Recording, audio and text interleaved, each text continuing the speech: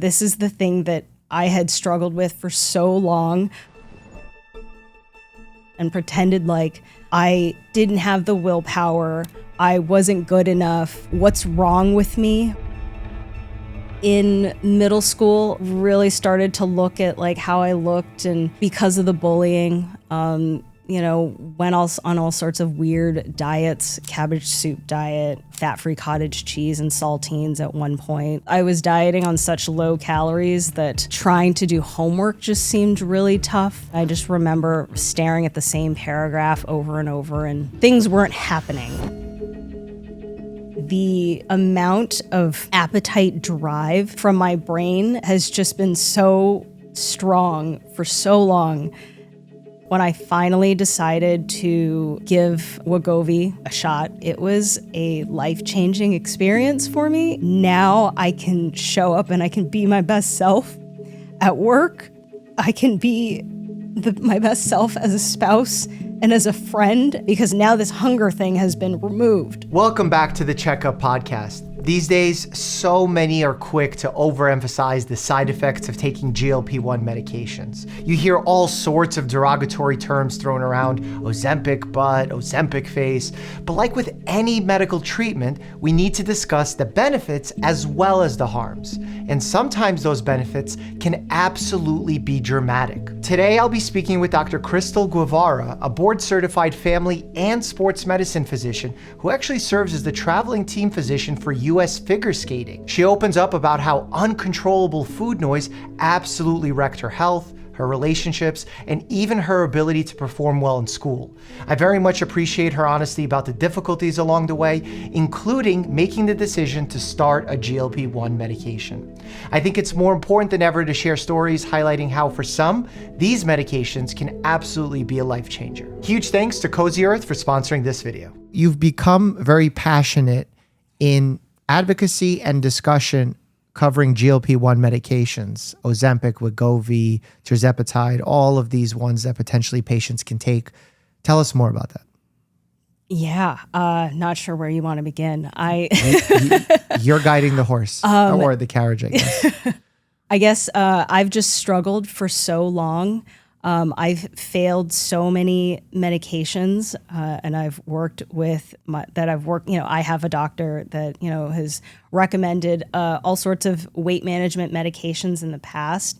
And, when I finally decided to give, Wegovy a shot, no pun intended, in January of 2022, it was a life-changing experience for me. And it really just, I just found myself thinking, one, why did I say no 2 years ago when my doctor first recommended it to me? And why now? Like, why couldn't this have come sooner? Because this is the thing that I had struggled with for so long, for so many years, and pretended like I didn't have the willpower, I wasn't good enough, what's wrong with me? Why am I broken? If I could trade my, intellect and my, scholastic achievements for this type of peace, I would 100%, I don't know, I would 100% probably do it, just because the amount of appetite drive from my brain has just been so strong for so long. And so, yes, I am completely biased because I have struggled with this my entire life. But man, these medications for a lot of people can be very life-changing. And I just want people to understand that we're not broken. It's not a willpower problem.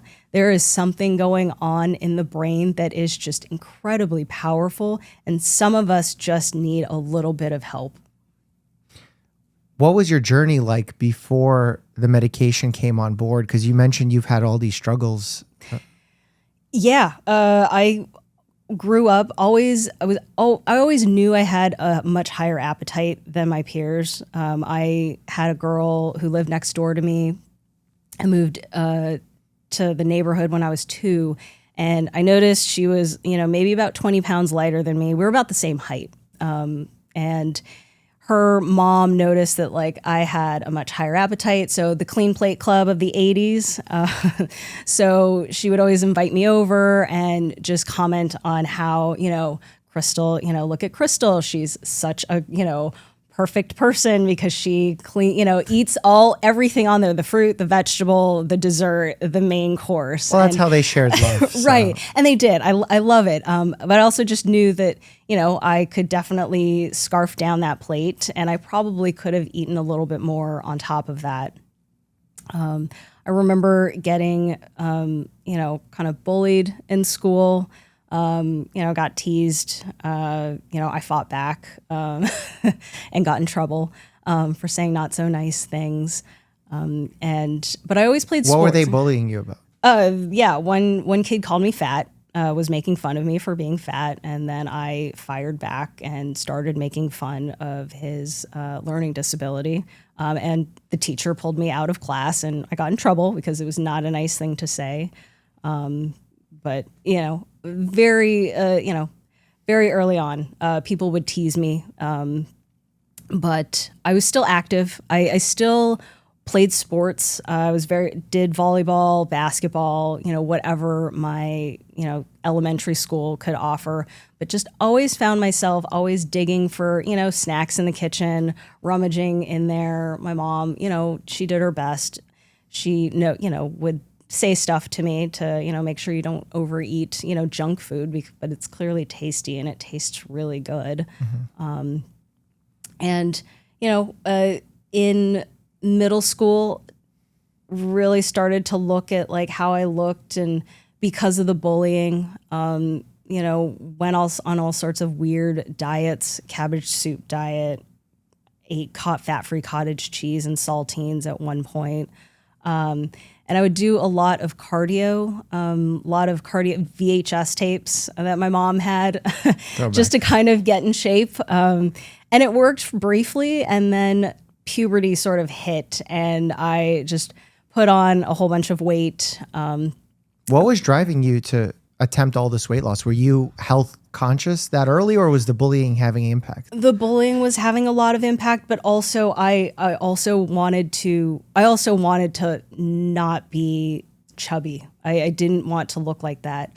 And I know that's, it's taken me a lot of really thinking about things like, is it society or is it somebody else kind of pressuring me to make these changes? But I didn't want to look that way. I vividly remember at one point, because I went to a Catholic elementary school, praying that like, if we could just, hello, dear God, are you there? It's me, Margaret. Like, if I could just trade this to be a little bit thinner, I would just, trade all my straight A's, because I had that in the back pocket. Like, yes, I can't look this way, but I do well in school. I get straight A's. My grandmother loves me. She pays me for my report card every time I show up. So like, that's where I got my attention from, is being the smart kind of chunky kid in school. And so lost a little bit of weight here and there, but it was always a struggle. Always felt hungry all the time. And then high school kind of rolled around, and I think it was less, people weren't really making fun of me for my weight, but I was still very self-conscious about it. I remember just kind of taking whatever over-the-counter like supplement I could take that didn't require an ID or an age restriction, none of which worked. The cabbage soup diet, at one point I remember buying Vivarin, the caffeine tablets, to kind of help stave off hunger. Didn't quite work. And Did you notice any negative impact of any of those interventions? Not at the time. Okay. Not at the time. So, I mean, right now I feel pretty okay. So, right, okay. It didn't do anything. I didn't feel anything. It was probably just a waste of my, allowance money at best, knock on wood. Yeah, classic supplements. Right. All right. And I just also remember really struggling in school now with the dieting, because I was dieting on such low calories that like trying to do homework just seemed really tough. Trying to do chemistry homework. And I just remember staring at the same paragraph over and over and just not really thinking, like, just things weren't happening. So if I could go back and tell myself maybe not a huge calorie deficit, but. Where were you getting your nutrition knowledge at the time from? Like, where was your awareness of what a calorie was? Where was that coming from? Man, I don't even know if I was aware of true calories back then. I remember a lot of it came from magazines about, before the internet existed. That's where I got sort of my workout, Shape magazine was a huge one that I would always buy, because there was always these inspiring stories of women who lost weight. Here's how I did it. And there was a book, and I was trying to actually buy it at some point, like the Clinic 30 program that was written by a physician and his I think his wife, who is an RD, that gave me a concept of like portion control, but not necessarily calories. And so, I would try to, eat less snack foods and try and cook more. So there was a time where I tried to, do a little bit of that. And I don't know why I just decided to put that away and do these other things. So there wasn't like, it's not like the landscape that it is now, where you have, TikTok, Instagram, YouTube to. Well, now you probably have more information than you know what to do with, especially because there's so many tribalistic camps of you only have to follow this or you have to follow that. And I feel like that becomes equally as confusing, where back then you had one source of misinformation from Shape magazine. Right, exactly. I remember reading some like cigarette and champagne diet of like early days of Vogue. I don't know if you're familiar with that kind of stuff, but just the ridiculousness that we found in those magazines. I mean, I too read the Men's Health, Men's Fitness, where I would try and get a chest routine from. And at least that was a bit more benign, because it's a chest routine at the end of the day. If you're moving around, you're exercising, it almost doesn't matter what you're doing as long as you're safe. Yeah. But I can't imagine how hard that must have been for you in hearing how difficult it was to read questions, to be focused in school, and then you went so far in your academic journey. How were you able to manage going to medical school, learning science, while struggling so much with what the outside world was saying about your weight, but also how you felt internally about the weight? Oh, yeah. That's because I did a complete 180 in undergrad and decided I did not want to be, I did not want to be a C student anymore, because my grades had tanked in high school, barely skated by in high school. And I made my way to college, and I got my first C+ in general chemistry. And I said, that's it. I'm done. I'm going to do whatever it takes to, be at the top academically. And so with that, given what happened in high school, I kind of went all in, made some not so great choices, and just, whatever I wanted to eat, I ate. I ate pretty much an entire day's worth of like very processed, high calorie dense foods. Ate when I was hungry, when I was not hungry, when I was just bored studying. And so I ended up putting on, like 120. So I think I entered undergrad at like 130, and I'm 4'11", and I think I graduated from undergrad at about 200, untrained, with a pack a day smoking habit. So not exactly great, but the education was free. Ended up building my CV. I thought I wanted to be an organic chemistry professor. And so ended up getting into a bunch of different awesome graduate programs that offer that. And so on paper, it looked amazing. And when my alma mater, San Francisco State, did an article on me about this, new fellowship program that they are starting up, and they did a piece about me.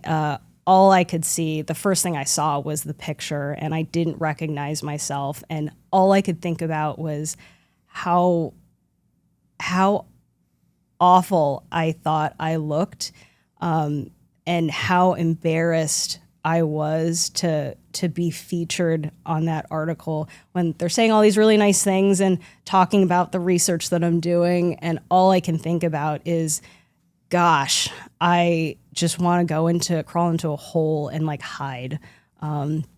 So I took a little bit of a detour, in grad school, and I knew that, this was not sustainable. By the time I got to grad school, I knew that what I did in undergrad, probably not the best thing for my health. So I quit smoking cold turkey, which I know is hard, not easy for a lot of people. This is really myth busting the idea that weight gain is solely due to a lack of willpower. Because you're doing enormous acts of showing how much willpower you have. You're quitting smoking cold turkey, which is notoriously hard.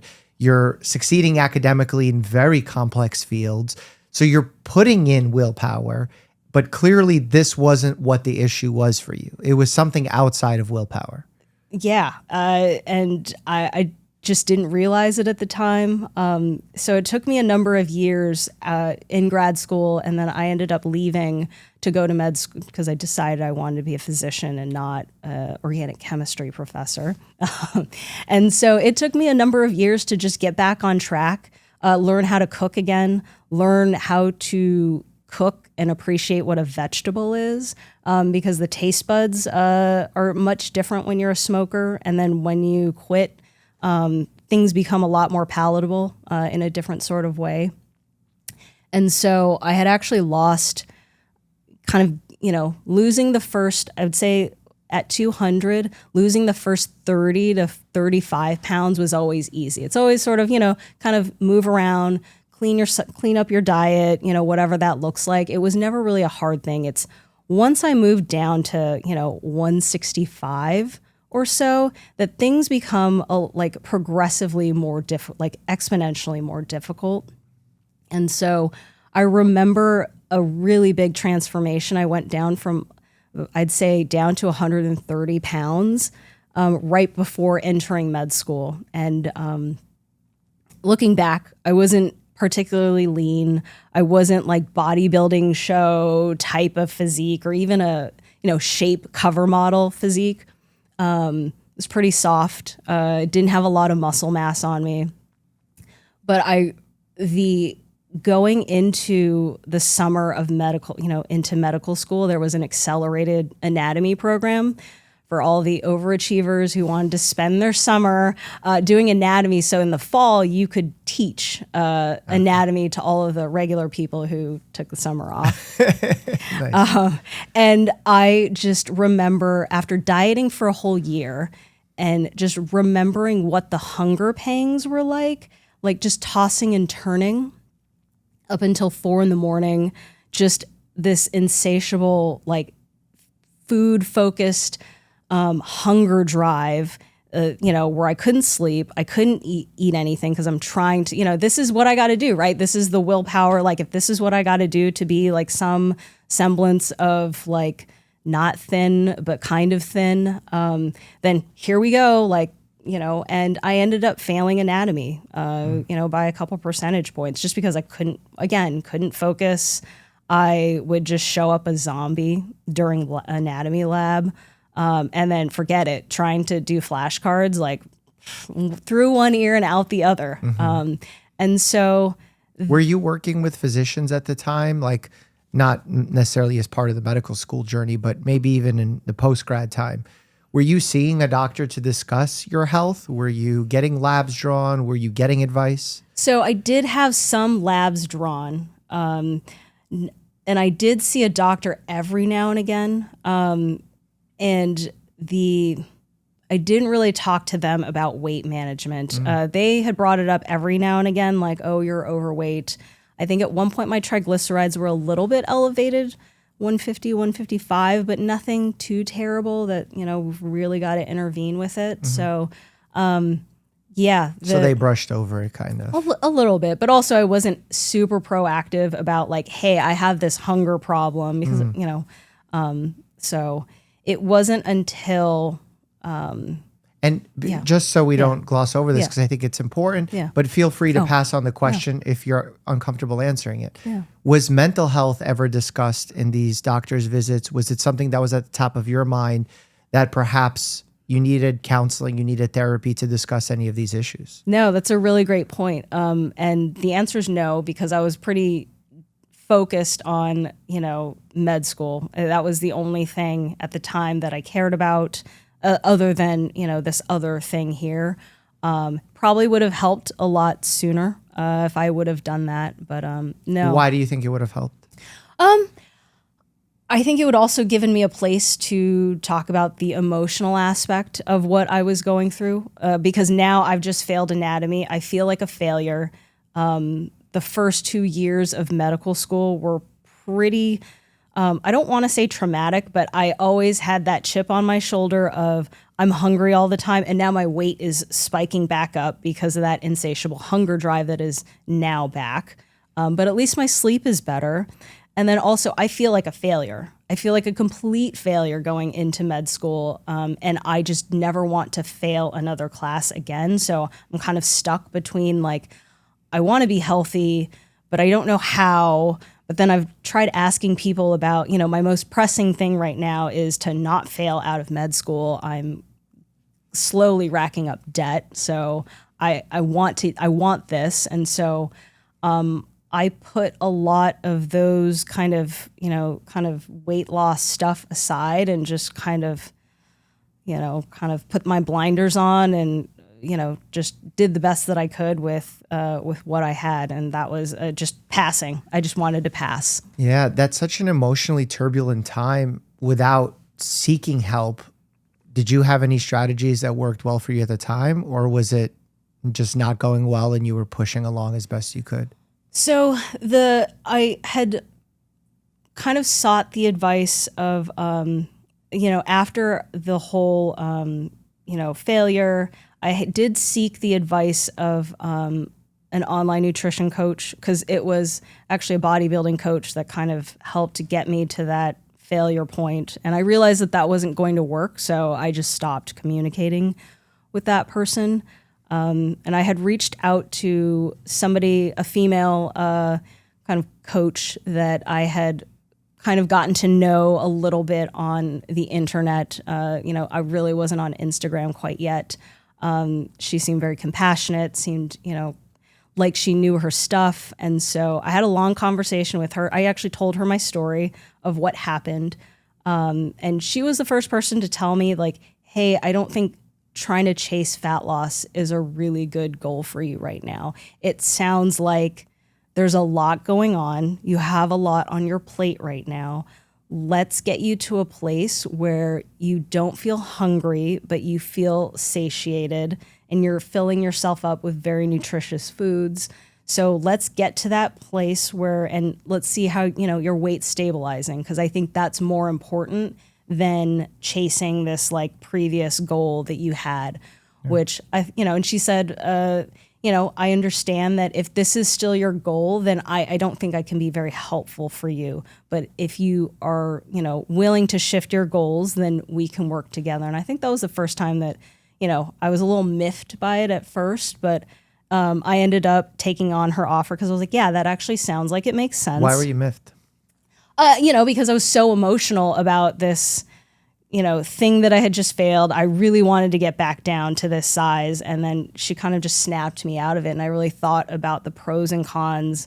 I thought about everything that had just happened, failing anatomy, feeling out of control, the sleepless nights, that I was like, you know what, for my own sanity, I think this does seem like a better deal to me. And so, what do you think worked so well about her approach that it got you to make this change, not just from a practical standpoint, but mentally? You seemed kind of perhaps offended or miffed, as you put it.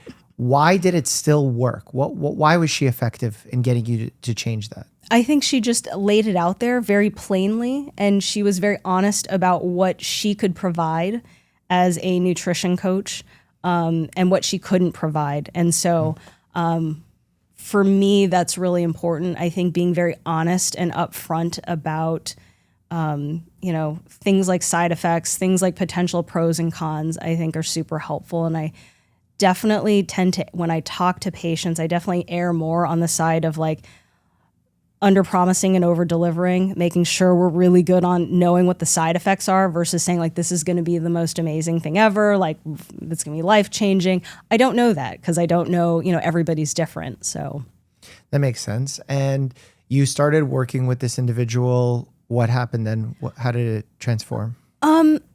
I got to a place where I was back at 150 pounds, but I was stable.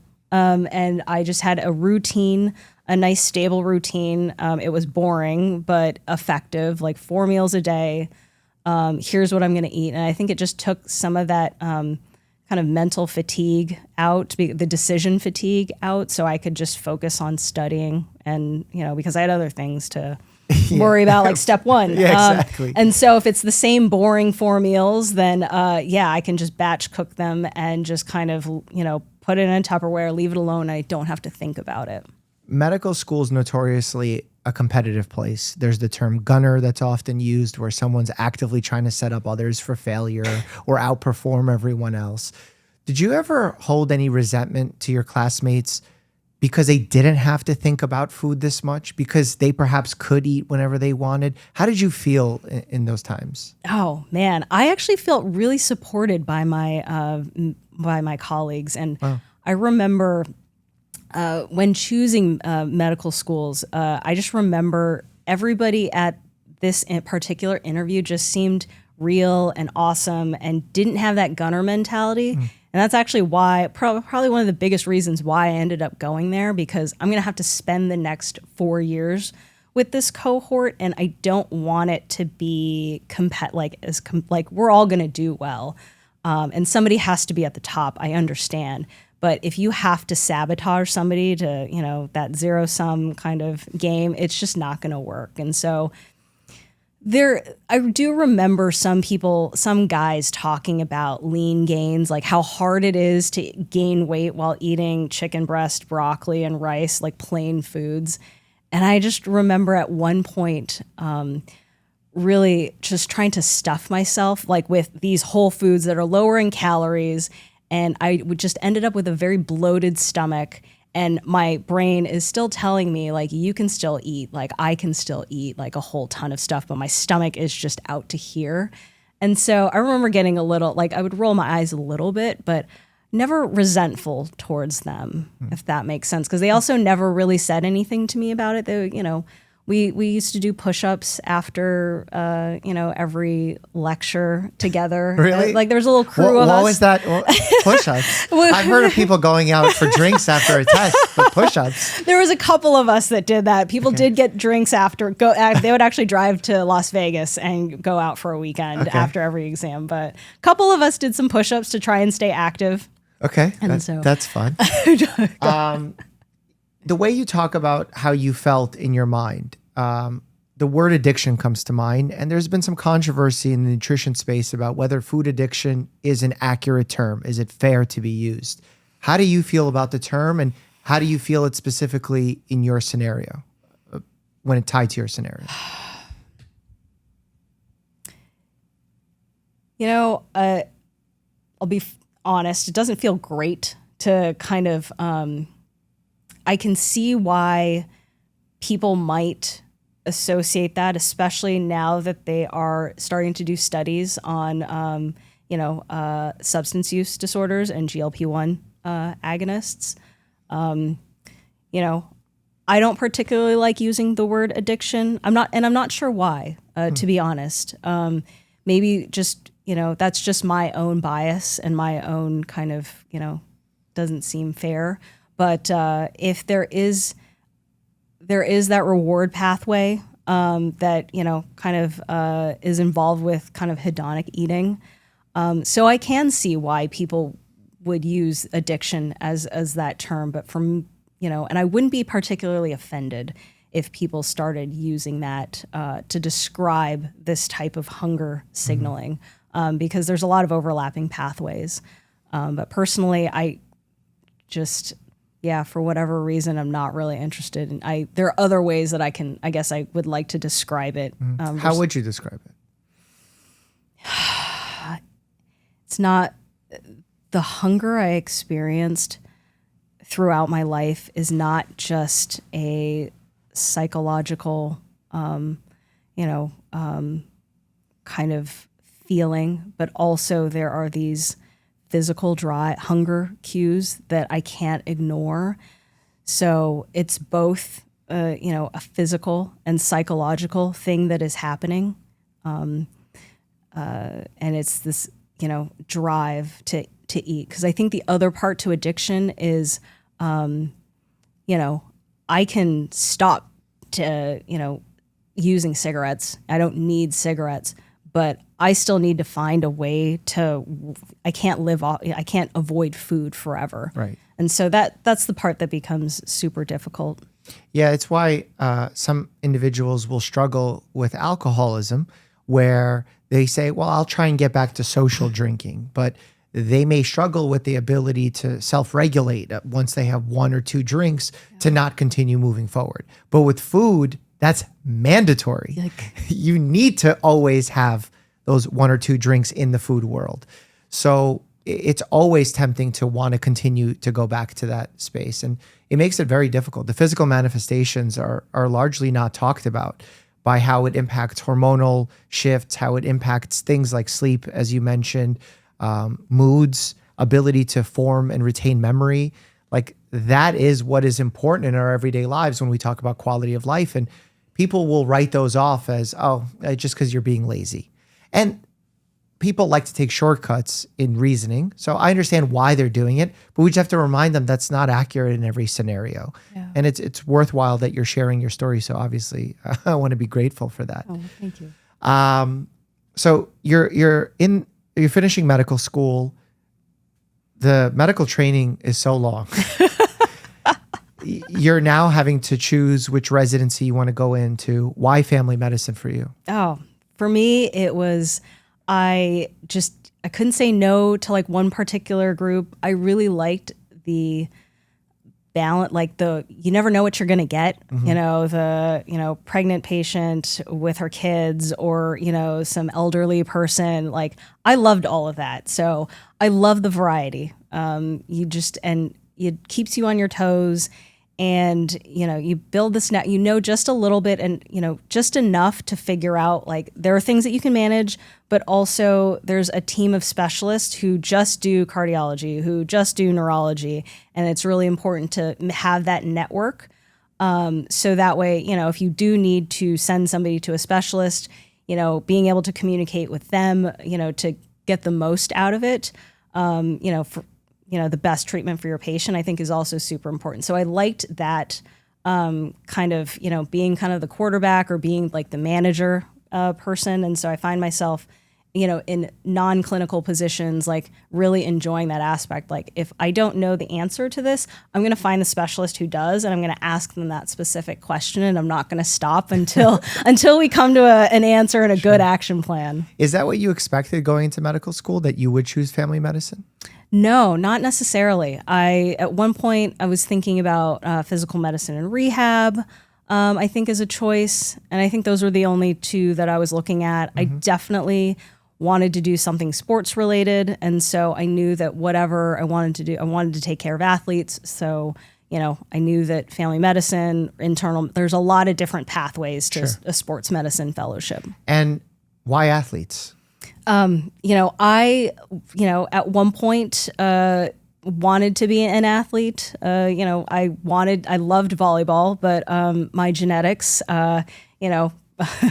did not allow me to kind of pursue that. So, at various points of my undergraduate career, I thought about ways in which I could still work with athletes.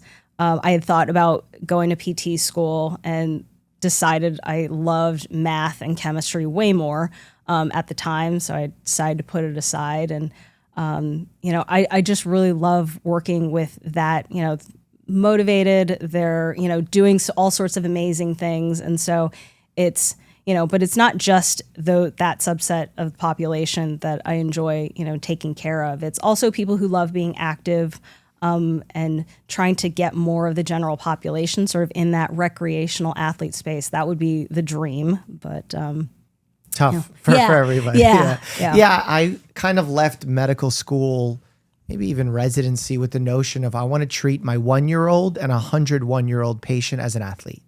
So when we had patients who were diagnosed with Parkinson's, I realized how important it was to keep them active in order to decrease the effects of the condition, decrease perhaps side effects of the medications they were taking, and treat it like a rehabilitation process. Because the human body, what makes it special is that unlike a car, when it breaks down, it doesn't heal. Yeah. The human body can actually heal. And part of our osteopathic education is we need to give the body whatever it needs to heal and not overdo it, which is sometimes lost in healthcare because we love to overdo it. Oh, we do. So you're going into your family medicine education. How are you dealing with food noise at the time, with nutrition as a whole? Yeah. I knew that the extreme dieting was definitely out of the question because now I'm responsible for this panel of patients, and there was nothing that I was going to do to jeopardize that. Like, I did not want to be on call, like starving and then miss something because I was doing something super, selfish, like trying to get like some sort of like, fat loss diet for whatever reason.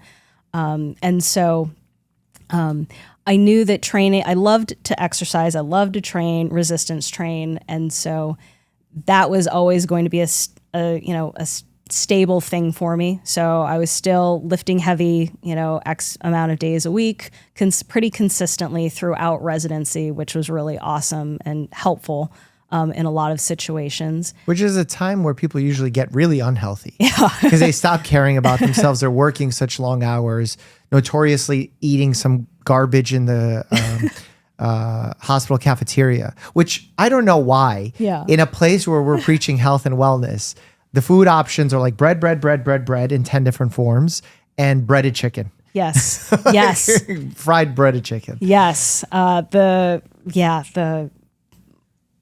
cafeteria that I was at was not all that great. And so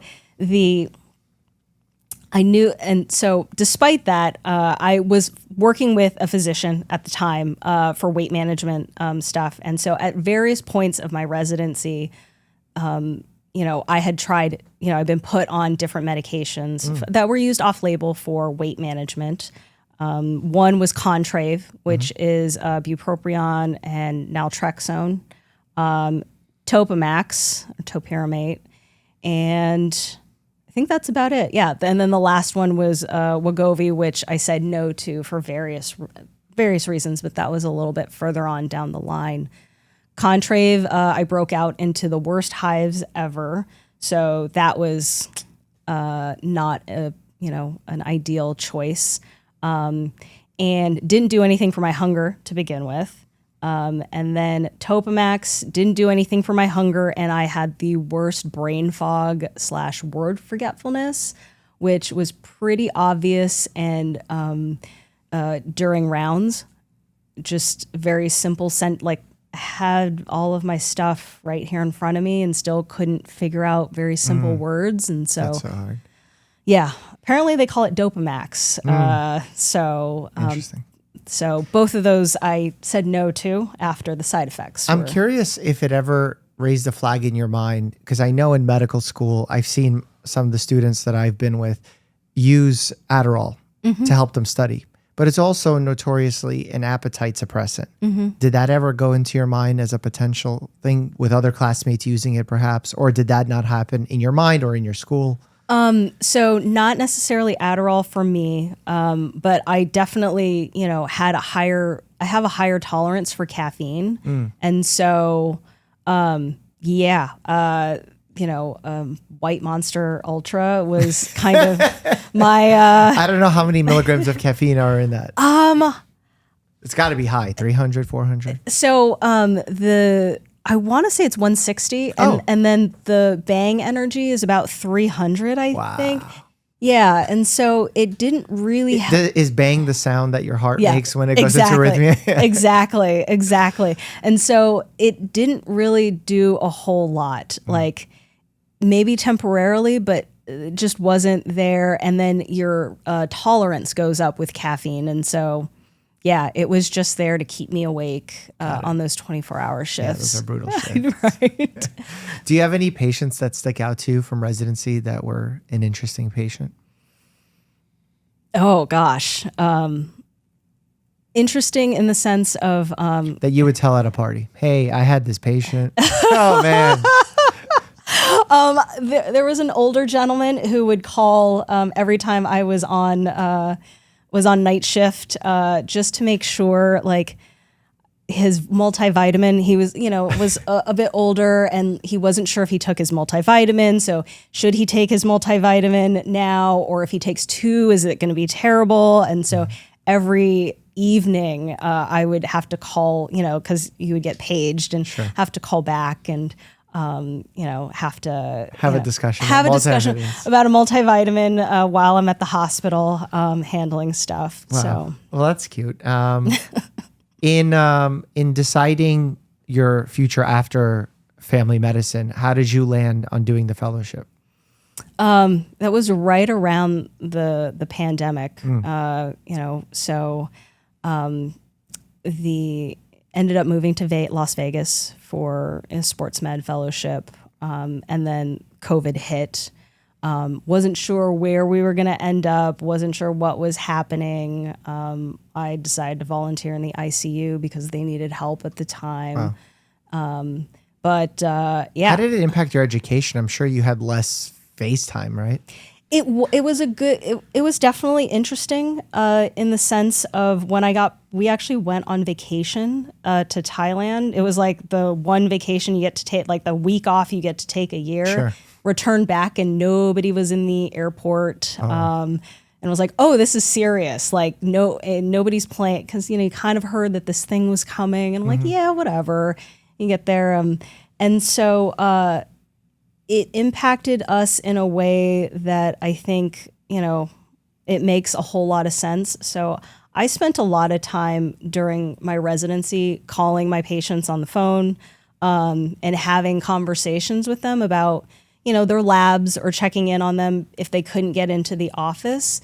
And so for me, it was actually just a fine transition to do everything via telemedicine or phone call, because I had spent a lot of time just chatting with them on the phone, after clinic is done, because for, whatever reason, I wanted to call my patients and let them know, regardless if their labs were normal, if their labs were abnormal, I told them I was going to call them either way. Yeah. And so it seemed like a natural transition to do everything via the phone. But hard for sports medicine, though. Yes. Because if someone says they have knee pain, they have to do come a in. physical exam. Yeah. Virtually. It definitely impacted college sports. And so everything was sort of put on hold.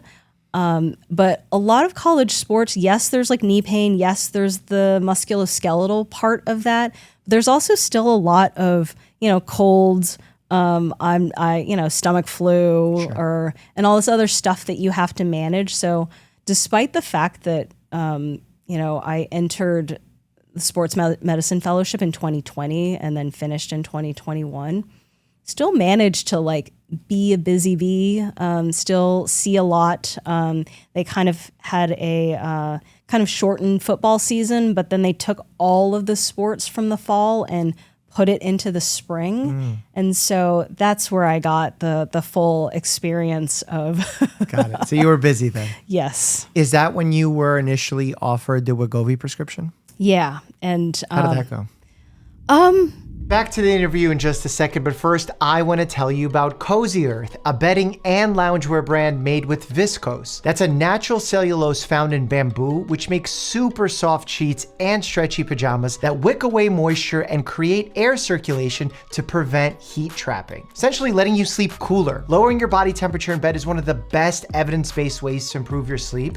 The holidays are here, and that means we'll be spending a lot more time indoors cozying up on the couch. It also means you'll be spending time buying presents for your friends and family. Cozy Earth pajamas make for the perfect gift for anyone because I believe the evidence backs this up. Everyone sleeps. They offer a risk-free purchase too. Sleep on the sheets or in the PJs for 100 nights, and if you don't like it, you could send them back. They also come with a 10-year warranty. I love that peace of mind. From Thanksgiving Day through Cyber Monday, get 40% off at cozyearth.com with the code Dr. Mike. Remember, doctor is spelled out. It's the best deal of the year. And if you get a post-purchase survey, make sure to let them know where you heard about Cozy Earth right here. Wrap the ones you love in luxury with Cozy Earth. All right, let's get back to the interview. At the time, I just, the insurance wasn't going to cover it. How come?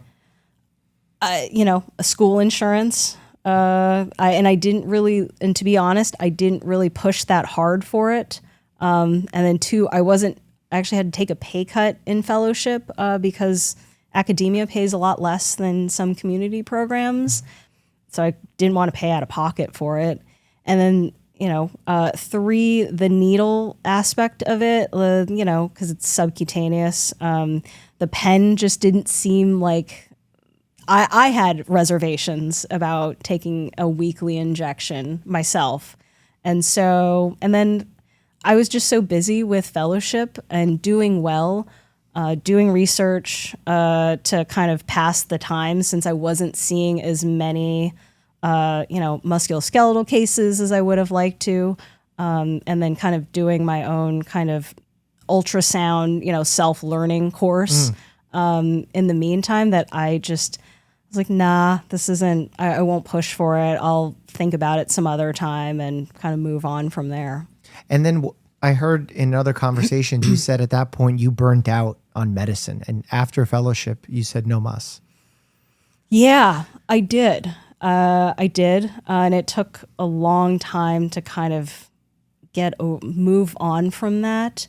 It was trying to do everything all at once. By the time we moved to Michigan from Las Vegas, I told my husband I don't want to do anything related to medicine for a while. I don't know what I want. How come? At the time, I had like I said, the last the last half of my fellowship year was pretty busy. And I had gained a fair amount of weight back. I was back at like 185 pounds. I had some chronic nagging injuries. My elbow was giving me some problems. And so I was pretty broken at the end of fellowship. I was not in a healthy place. I was also, going out and having a couple of drinks and then having some high fat, tasty foods. So I was not in a healthy spot physically. And so I think that definitely wore on me emotionally. And I think that's definitely part of what contributed to it. And the pandemic, sure. I wasn't sure where I was going to go with the state of medicine at the time. And so what was the emotional state at the time? A lot of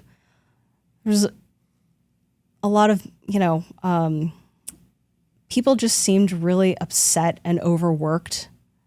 And I definitely took a lot of that in and internalized it and kind of, people seemed really tired of working long hours. The amount of testing that we had, testing that we had to do to keep the athletes healthy. And then the amount of even more testing we had to do to make sure, if they do have COVID, to get them back on the track. Like we didn't have the support at my fellowship to kind of keep things sustainable. And so I was working really crappy hours, getting up even earlier to manage all of this. And I just, and everybody was just so awful to one another that I was like, I don't know if I want to stay. Like, why would I want to stay in an environment? Like, not only am I working long hours, I'm working with people who, a lot of them are great. A lot of them are awesome. And I still have a lot of colleagues that I still chat with, but a fair number of people also were pretty miserable and just sort of passed that along to everybody else. Were you regretting the choice to pivot off of organic chemistry and going into healthcare? No. So no. What was the thought process then? Back then, that I actually wanted to be a part of patient care and not necessarily. Well, no, not back then. Then meaning back then, in you finishing fellowship, what's in your mind that you were having a bad time at this specific program? Yeah. But to say like, I no longer want to practice medicine is different than saying I don't want to practice medicine in this specific area. So what shifted there? Because that's a big shift. I mean, you were really worried in your med school days of how much money you're spending on the education, that you were saying, I'll gain the weight, I don't mind because I don't want this money to go to waste. But now that you're much further along the journey, you became comfortable with saying, I'm not going to do this. So what changed there?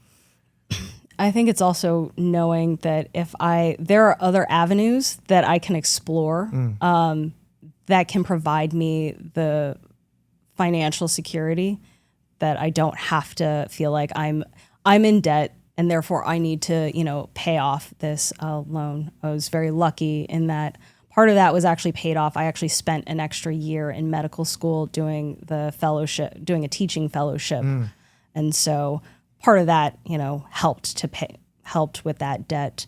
And then the other part was, what are some different avenues I can explore that not really tied to medicine right now?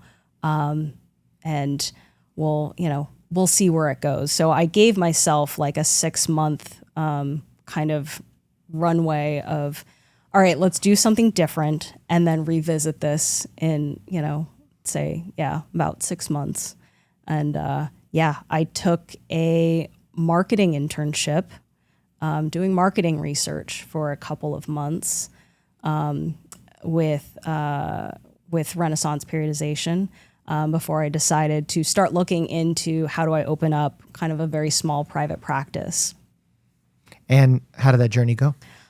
It went well. I really enjoyed talking to people, and it was just a nice change of pace. And made me realize how much I miss talking to patients and I miss having that relationship and that interaction, which is what led me to kind of start looking at what are my options to open up a private practice? Does it have to be brick and mortar? Can it be telehealth only?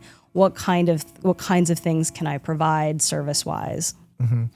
And you clearly at that time, you said no to Wegovy. When did Wegovy enter your life?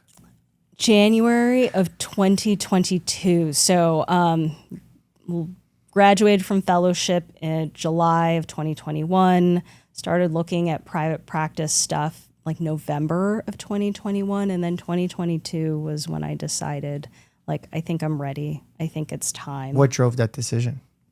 Combination of different things. I had some long conversations with my husband about, what is it? What have I been avoiding? What do I not like? Like, why are you all of a sudden, you've taken these other drugs, what makes this so different?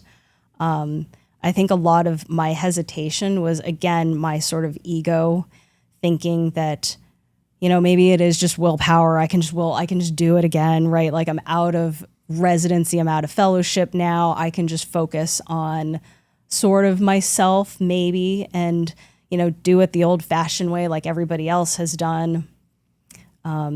But Mike, my husband, has seen me struggle for so long, for so many years that, and watching him kind of go through his bodybuilding journey, and you realize towards the end of a kind of a really extreme diet, how food focused and how insatiable their hunger hunger drive becomes.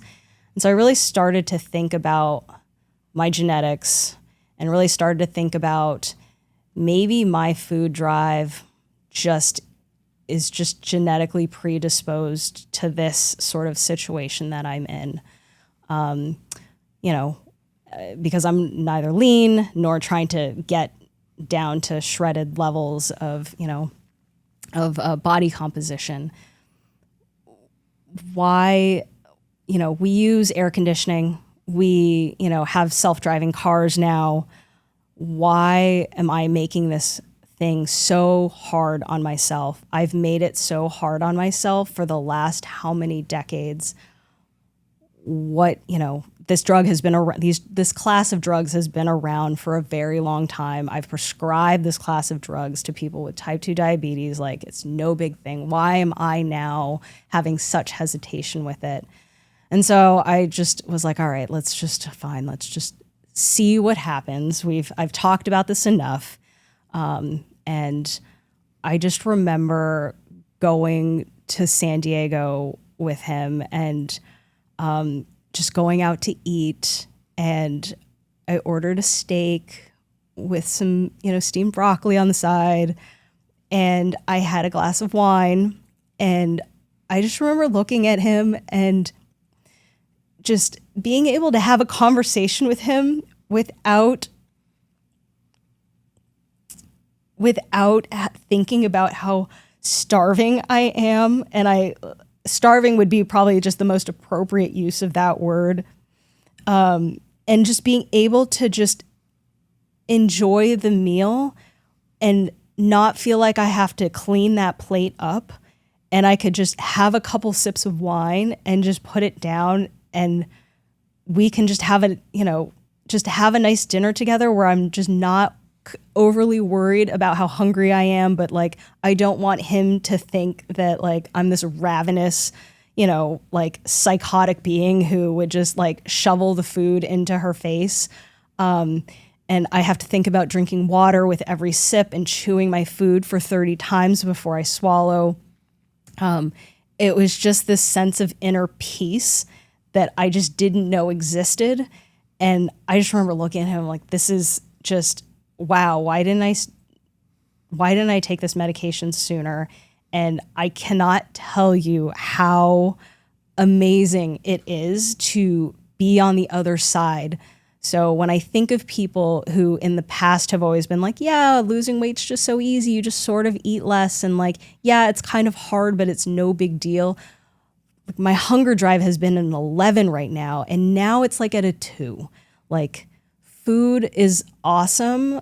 It's great. It's actually just great, but it's not this awesome drive that like I've had in the past where it's like, yes, it's amazing. Mm-hmm. It's just sort of like, yes, this is a lovely meal. This is lovely. It sounds like similarly how I discuss with my patients about starting perhaps SSRI antidepressants, that the goal is not to make you a less subdued version of yourself. It's just to give you more control. So you could make choices about when you want to be sad, when you want to be angry. If you're feeling sad, how to cheer yourself up. In a situation like that, you were giving yourself back the control as opposed to something internally guiding all of your decisions. And it sounded like it wasn't just guiding your decisions around food.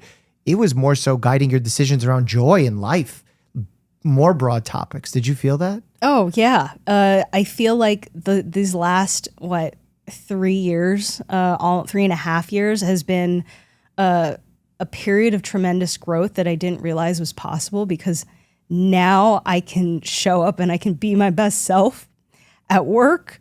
I can be my best self as a spouse and as a friend, and start to go to therapy and really start to do this inner work that I didn't, how to communicate and how to regulate my emotions, because now this hunger thing has been removed.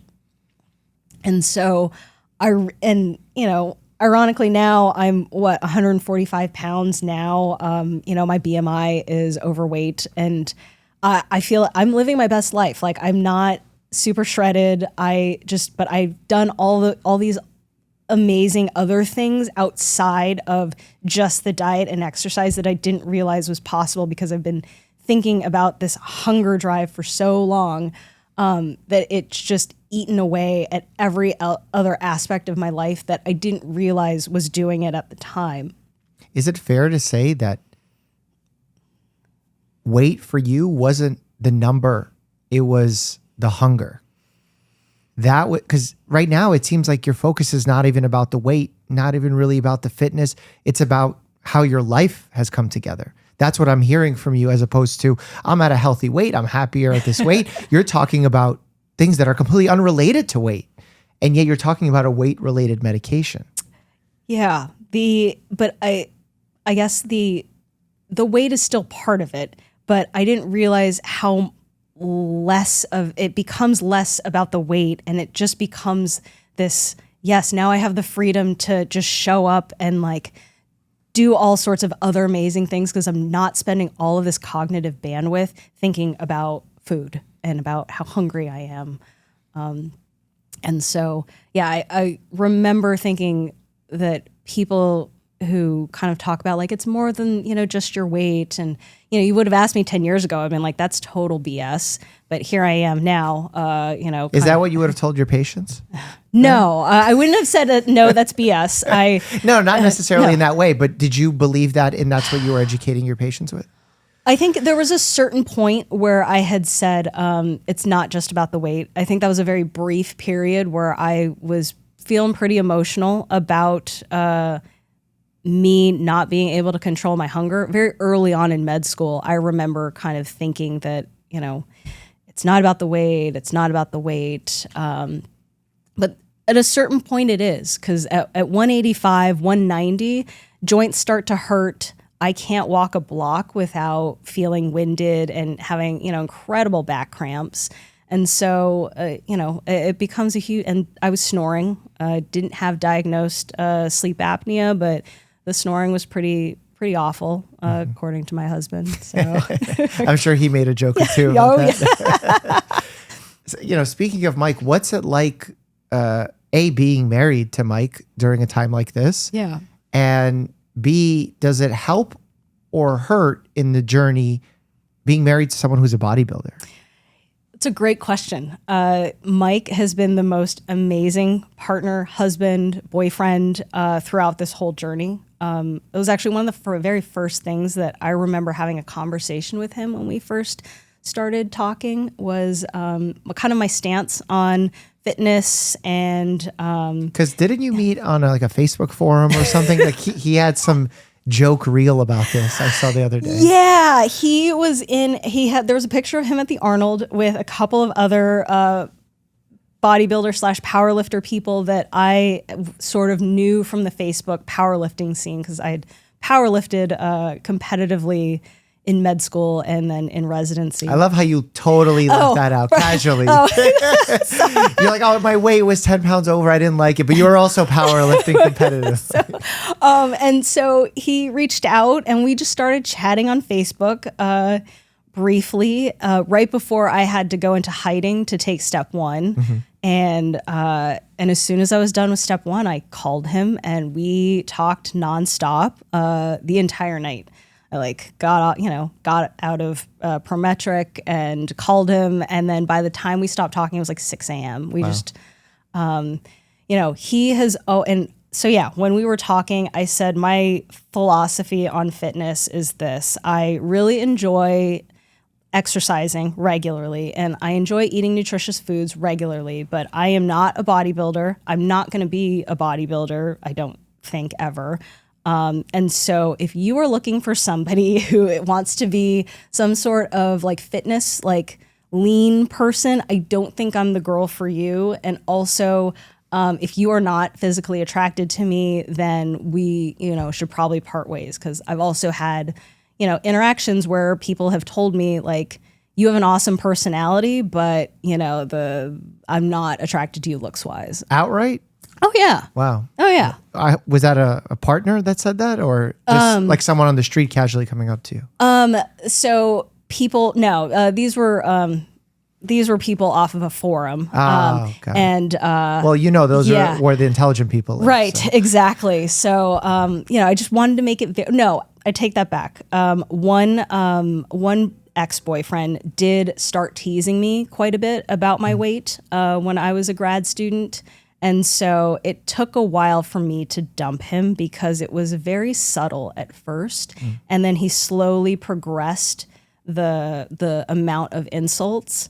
It was very innocent at first. And so I remembered that from that relationship. And so that's what led me to be like, okay, if I'm setting my boundaries. this is my boundary. And he was like, no, he found me attractive at all different sizes. I never once, doubted him, or he never once made a joke about my weight. So in that realm, he's always been like super amazing and supportive.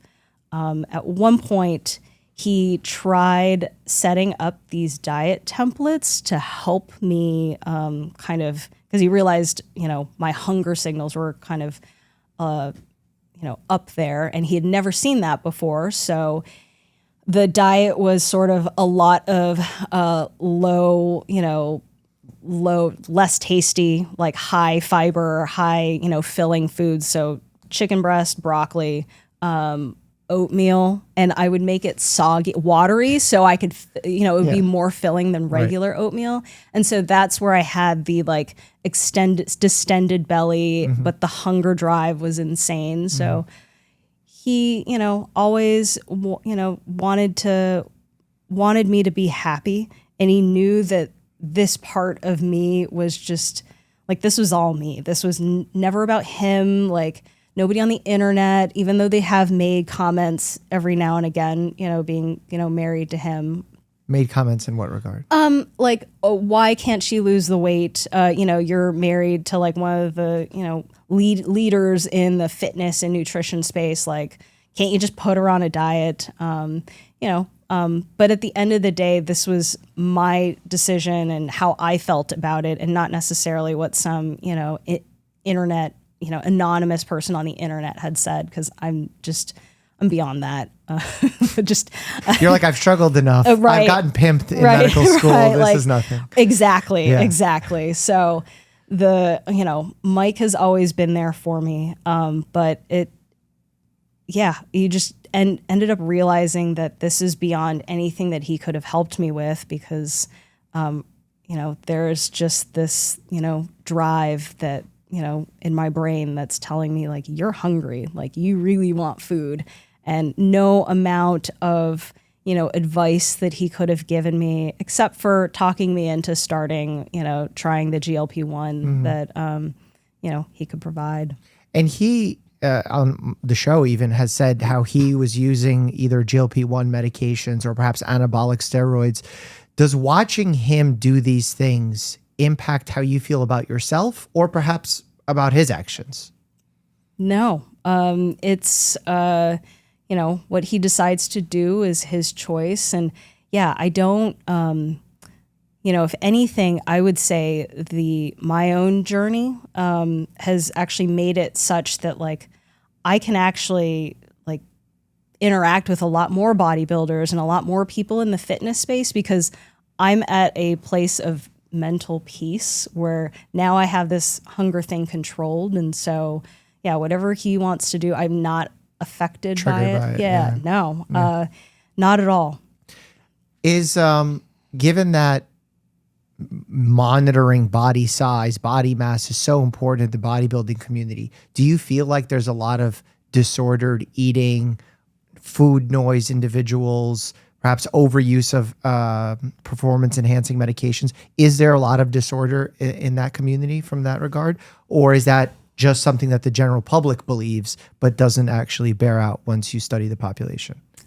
Really, it'd be interesting to see what that, what, if anybody has done studies on that, to see if there's a higher, eating disorder prevalence. I want to say there is, but I haven't taken a good look at it. And I don't know necessarily if it's the bodybuilding lifestyle itself that self-selects these people, or if it's, they're already coming in with sort of disordered eating, and then they just find bodybuilding as like a home where perhaps it's acceptable. Yeah. Yeah. Like, you've worked with the figure skating community before, and historically there have been issues with people going on crash diets, trying to overly control their weight. Is that something you saw when you worked in that community? Thankfully, no, I have not. And I think there's a really big emphasis on making sure that you fuel your performance, making sure that you are strong and healthy is also a huge thing, which I have been seeing, which I think is a really great message. Because you run into all sorts of things when you undereat and underfuel. Those skaters really their joints take a beating, especially with those jumps. Yep. Thankfully, no. Have you seen GLP-1 medications used as performance-enhancing drugs in the sporting world? Not in the sporting world, thankfully. Right now, it's on the monitored list for WADA. So I'll be very interested to see where it ends up going, where we end up in 2026. I don't make the rules, but particularly for weight class sports, I would think it makes sense that the drug might not be applicable for either in competition or even off season, because it would theoretically help you get into a lower weight class by removing that hunger noise. And then what happens if you have diabetes or one of these conditions that would benefit from one of these meds? Yeah, that becomes a very complicated issue. Very the tricky. lines are all blurring in these in the medical performance space. It is. Because there's also new medications on the horizon about perhaps limiting the negative muscle loss effects of GLP-1 medications. Have you heard much about that? Briefly, I know Mike is very excited about these medications. We'll see where it goes. It doesn't seem like, I think some of them are on phase 2 trials, but still too early. Still way too early. I'm much, once it starts hitting phase 3 trials and beyond, then I'll start to kind of look at it. But I mean, right now, the most important things with, preserving muscle is resistance training and protein intake. Which a lot of people aren't doing. Yes. That's what I'm finding, not necessarily in my patient population, but more so personal life of when I hear people are taking these medications. They're using them for the benefit of losing some weight, sometimes vanity weight, and they're not doing those things. Do you believe that to be harmful? I don't think that's necessarily the best route to go, when it comes to using these drugs. And I think it gives it, particularly if you are making, social media reels talking about the experience, I can see why, the medical community would, and also the fitness community would feel some type of way. Thankfully, and the reason why I wanted to come here and speak is because there's always that pendulum shifting with, now you do have a lot of, kind of the TikTok crowd kind of doing this vanity weight loss. And then you have the fitness community really kind of lashing out on GLP-1 medications as a whole. Why is the fitness community so mad about GLP-1 medications? Really great question. I think there's also something to be explored within themselves as a coach. Is it really like your own ego that's, because why is it so awful for somebody to, are they not doing it the right way? I feel like at times I may have gotten a pass for being, okay, Christle, Dr. Christle is this spokesperson for GLP-1s because I've done the resistance training since 2009. She's done this she's always had a high protein intake despite the fact that she has, increased her calories or has this insatiable hunger drive. At least she gets her protein in, at least she resistance trains. So she's like doing all the right things for it. I think there was also a huge scare in the very beginning, at least from the feedback that I had seen when I first started talking about this, that their jobs would be kind of done with. And I almost want to say that that's actually couldn't be further from the truth is, we actually need people in the fitness community now more than ever because they're the ones who are going to be talking about protein intake or how, here are some recipes to, that you can use, or let's put together a program for you that involves resistance training and have those multiple points of check-in, weekly so you can stay on top of it. So I would say, coaches are way more needed now that we have this hunger problem solved. We'll see what happens when the, myostatin inhibitors kind of come. But I would still say, even then, I would say that building a community is probably going to be the most, is going to be super valuable. Having human face-to-face interactions are still very valuable. Do you think that perhaps there's a correct way to think about GLP-1 medications as someone who's prescribed them, as someone who's found tremendous benefit from them, but at the same time as aware of people who misuse them? What is the correct way that we should be thinking about them so that we're not marginalizing one of those communities? That's a really great question. I feel like the biggest, the most popular question that I always get asked is, you have somebody who wants to lose the last 10 to 15 pounds and, is this medication appropriate for this person? And I would argue that, it's hard for me to figure out what that last 10 to 15 pounds looks like unless I have a person who's standing right in front of me. First off, I guess unless your BMI is like 18 or something, obviously low, even somebody whose BMI is still 23, 24, 25, like right underneath the overweight category, I would still take it on a case-by-case basis because they could have, type 2 diabetes hiding under the hood that might actually make them applicable for, or a good candidate for these medications. Really thinking about digging into their past diet history. What have they tried in the past? What have they failed? What is their schedule? What does their day-to-day look like now? And then also taking a look at their comorbidities, not just the weight portion, but also the struggle. Because if diet and exercise didn't work the first time, what makes you think that it's going to work this time and why? I mean, I know that there's a lot of people who, are able to have success losing weight without these medications. But I would also argue that the benefit of putting them on this medication and trying it may just be the catalyst for them to start eating better, start lifting, start actually getting into the gym and resistance training. And that doesn't necessarily mean that they have to be on the medication forever. I know the research says that most of the people who end up discontinuing these medications end up gaining a lot of the weight back. But I also think there have been patients who have stopped and are still doing great. So I don't know if that necessarily answered your question. No.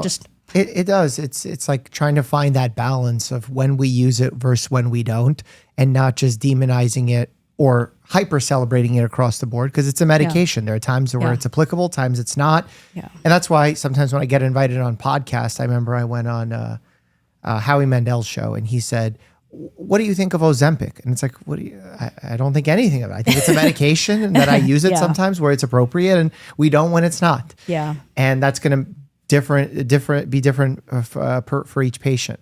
I'm curious if you have any thoughts on pill mills, or perhaps maybe not pill mills in this case, shot mills of companies that are popping up left and right online that are giving these medications to people that they're not adequately following, that are not adequately doing the resistance training and the nutritional protein changes that you recommended. What's your take on that? Yeah, I can't. I ideally wouldn't. Don't really. I'm not a huge fan of them. But I think if I spent my time being angry at the pill mills, I find that I'm just going to end up in a really angry, just the amount of energy it would take to either try and shut them down or, rat on them on Instagram so their accounts get blocked is just not my way of going about things. So ideally it would not be great, and you should go talk to a doctor. my big thing is, well, if you are going to do that, I would hope that there's somebody out there, somebody that you can, trust and get some sort of good information about protein intake and resistance training, and kind of navigate your way around there, because that is the scariest thing about some of these places, is that there's no real oversight. It's just sort of, here you go, and then so either side effects happen and there's no communication on their end, or they'll just keep losing and they'll not lose the muscle too, and then feel like, oh, these people didn't really, like, this medication didn't work. I just ended up with like Ozempic butt or something. Yeah. There's a concern that I have in the back of my head that perhaps is unwarranted but may play out, where we've had this explosion of opioids because people ended up getting addicted to them. We had an explosion of overprescription of Adderall for teenagers that are in college that perhaps don't have a true diagnosis of ADHD. There's some instances where people routinely prescribe SSRIs without doing a full mental health evaluation, just reflexively, oh, you're not feeling great, here you go.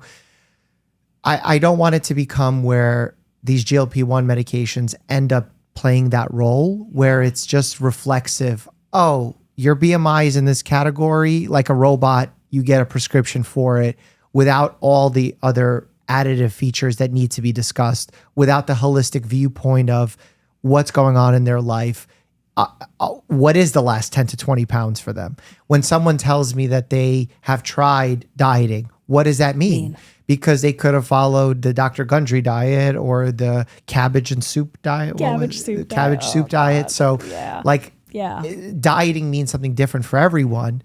And without truly spending the time to figure out who that individual is, we can hyper celebrate the medication, then get into another problem. Yeah. So I love that the medicine worked for you. I love that it made such an impact. I mean, it's visible that it impacted your life in ways that go so much further than your cholesterol score, the number on the scale, your relationships in life, your joy with your work, just things that you can't even quantitatively measure, but they're very important in your life. So how do we celebrate your case, but also not bring too much promise where people are like, I can't be positive, I can't be successful without the medication? So where's that fine line? Yeah, I think it's, it's always a nuanced it's always a conversation. And I always encourage people to talk to their doctor and have that, back and forth. Start that back and forth, because there's no, I don't think that's ever going to be misconstrued as terrible advice. Unfortunately, when you do go to a pill mill, it's not necessarily a doctor who knows you and does a thorough intake of who you are, what you value, what your life has been like. And so it is hard, because then those don't get the clicks. Those don't get the attention that like a 30-second, reel might get on Instagram. And so I guess I always, I never want to come off as somebody like, this drug is amazing and everybody should be on it, because not everybody should be on it.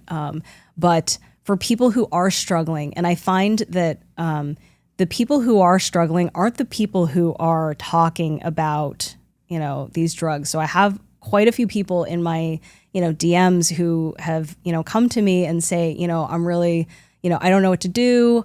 I feel like I'm struggling with this, but like, I don't, really, like, is this for me? And so I always just encourage people to like go to their doctor and have a conversation about it, because only then can they figure out like, what are the pros and cons of this drug? Is this drug even appropriate? And so I just wanted to make sure that like that doesn't get lost in translation. Sure. What's on the horizon for you? What are you most excited about?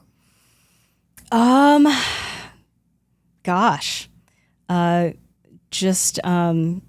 do a lot of stuff on the back end of our YouTube channel. And so, as part of my non-clinical, duties. And so same. Right. And so I think, just kind of, we've got a couple of, cool projects sort of wrapping up, and just writing more content, writing more educational content about exercise, nutrition, seeing if I can kind of pare that down for the general population, because I know that, our YouTube channel and our fitness space is a very small subset of the population, recreational athletes. I want to try and find other ways in which I can, draw the general population and get them excited about fitness that's not judgmental, doesn't seem like overly taxing. There are ways in which you can incorporate fitness into your life without having it take on your entire life. You don't have to be a fitness influencer to be fit. Sure. I feel like I should have asked you this question earlier, but do you think going through your life as someone who struggled with their weight and had weight as a primary concern, did you ever feel the medical community was fatphobic directly to you? Or do you feel like the medical community in your education taught you to be fatphobic to patients? I don't know if it was necessarily fatphobic. I just, the medical community, the things that I had learned about nutrition just seemed to be so kind of not taking the long-term approach. There were a lot of times where it was just very much just the weight loss. And I didn't really feel like I experienced it directly. Everybody seemed, can't really think of an instance where I felt targeted personally for my weight. But there was never a situation where you came in to see your doctor for a symptom and they brushed it off as a weight-related issue, where in reality you had something more serious going on? No, not particularly. The biggest thing I had in as a resident was I had sort of a knee issue, and they didn't brush, like, it was not weight related. It was, just sometimes stuff happens when you're lifting heavy weights. Yeah, exactly. In powerlifting. Yeah. And so, they were always pretty supportive about it. But like the kind of, when we talked about nutrition, again, it was very much lean animal sources of protein were not really, like, they were kind of poo-pooed upon. It was very much the whole foods plant-based, which, I like the idea of eating more plants. I think it's really important for fiber. But if not all animal sources are terrible. You can eat eggs, you can eat, sure. It's the pendulum, right? Yeah. Everyone's swinging. And it also depends what you're talking about. Like, in the American standard diet, please, let's get more plants in there. Yes. We're eating almost zero, except maybe the little fake slice of lettuce that's in our burgers, right? If it's even there. I feel like there's a book here. Oh. No? You disagree? Like some kind of food noise titled book talking about your journey? Because it's a pretty unique journey you've been on, in the sense of what you've experienced with both your mental and physical health, but also the fact that you're on the other end, also taking care of other people's mental and physical health. And now you're also married to an individual who's hyper-focused on physical and mental health. So I feel like this is a very unique vantage point you have. Oh, I guess I was just so busy thinking about other projects going on that I hadn't quite stopped to think about it until now. Well, perhaps maybe we could plant the seed in this non-plant focused diet. All right, I'm giving you a magic wand. Final question. Okay. You could fix one thing in healthcare, only one thing, and it instantly gets fixed. But it has to be specific, not just make everyone healthy, because that would be beautiful, but not realistic, even in my magical experiment. Yeah. So I give you the magic wand. What are you fixing? Price transparency and insurance. Get rid of insurance. Get rid of insurance, like single payer? Yeah, all of it. Wow. Okay. So government funds it. Actually, no, I take that back. Get the government out of insurance. Okay. Yeah. Sorry. So then who's paying for the insurance? So here's and this is the reason why I'm like, just do, if I had a wand. A lot of times, I find myself, having to go to bat for my patients, and still the copays are terrible, to the point where a lot of times I've advised my patients, like, just pretend you don't have insurance, because the self-pay price is so much cheaper in certain instances. Yeah, but in pharmaceuticals, that happens quite often. Right. Well, not often, but happens. And enough times that I'm like, gosh, why are we here? I understand that there's probably a purpose in there somewhere, but that's kind of where I'm at right now. Yeah, I wouldn't say that's a government issue. I know. I think I know it's a little more complex than that. No, it's probably more pharma issue and lack of government regulation in the pharma space, because I just had the head of or the former head of CMS on, and hearing the fact that they have such an inability to negotiate certain parts of drug prices, condition prices. I'm like, oh my God. So these people are just getting away with charging whatever they want. And it shows that without oversight, the capitalistic nature can really take advantage of healthcare. Because I'm not anti-capitalist by any means, but the capitalist model within healthcare technically breaks healthcare. Because if you're someone who needs insulin, as a capitalist, you say, well, charge as much as the market will allow. Well, if I need the insulin to stay alive, I'll pay every dollar I have because otherwise I die. Yeah. You can really get away with robbing people. So that's where the government interventions need to step in and say, okay, it's capitalist, but it needs to be government regulated to some degree. Whatever causes the self-pay price to be cheaper than or different than some of the other, like if you're covered by insurance and they can't give you a clear answer. I think that's the PBM world. It's really toxic. Whatever that is, I would like to. I would fix that as well. Let's ban PBMs. All right. Well, thank you so much for your time and your transparency on everything. I think it's a powerful story that people will resonate with. I think you'll make an impact in their lives, because there are people who are judgmental against them taking certain medications. There are folks who are embarrassed to take certain medications, whereas there's all sorts of things that break in our bodies. 1 in 3 males will have incontinence after the age of 40. And that's okay to talk about. Right. So I'm glad we're airing all these conversations out. So thank you for that. Thank you so much for having me on. Oh, and before we wrap, where do you want people to go to follow along your journey? I'm on Instagram only. I try and stay away from TikTok. It's a little too new for me. So Dr. Christle, CHRISTLE. Cool. All right. We'll be following along and tracking the progress to see what that book is going to look like.